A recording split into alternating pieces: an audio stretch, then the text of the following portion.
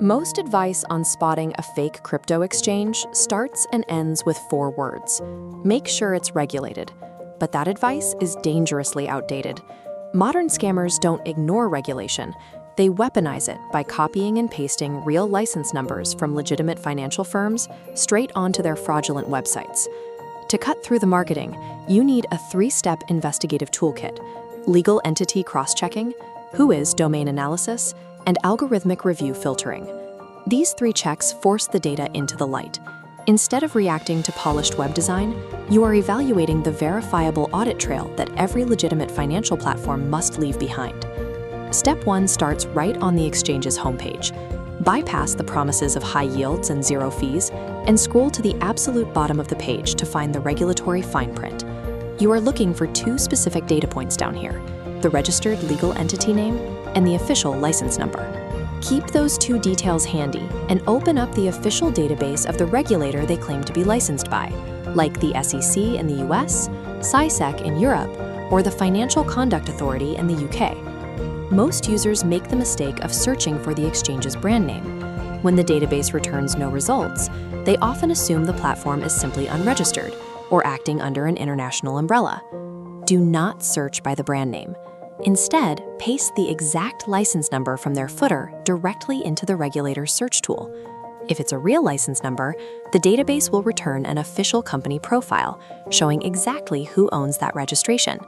Now, compare the legal name from the crypto site on the left with the official record on the right. Scammers rely on you never making this side-by-side comparison, assuming you'll just trust that the number exists. If those names do not match perfectly, the exchange has stolen the registration number from an unrelated financial firm. This mismatch is definitive proof of corporate identity theft. Now let's test their timeline. Go to the exchange's About Us page and check how long they claim to have been in business. You will often see banners bragging about years of operational history and millions of trusted users. To verify that history, we use the second investigative tool, a domain registry lookup. Open a site like whois.domaintools.com, paste their address into the search bar. The tool scans the back-end metadata, extracting the exact registered on date.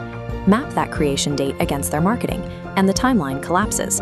A platform claiming 3 years of trust might have a domain registered 4 months ago.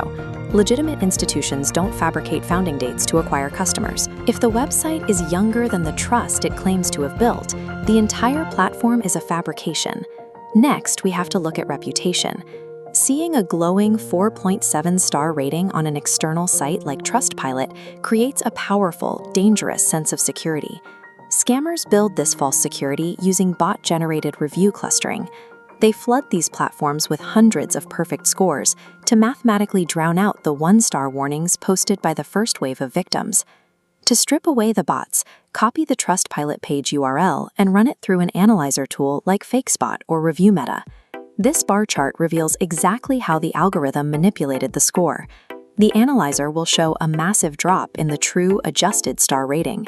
More importantly, it maps out the review timeline, exposing how 80% of the 5-star ratings were dumped onto the site over the exact same 2 days the domain was registered.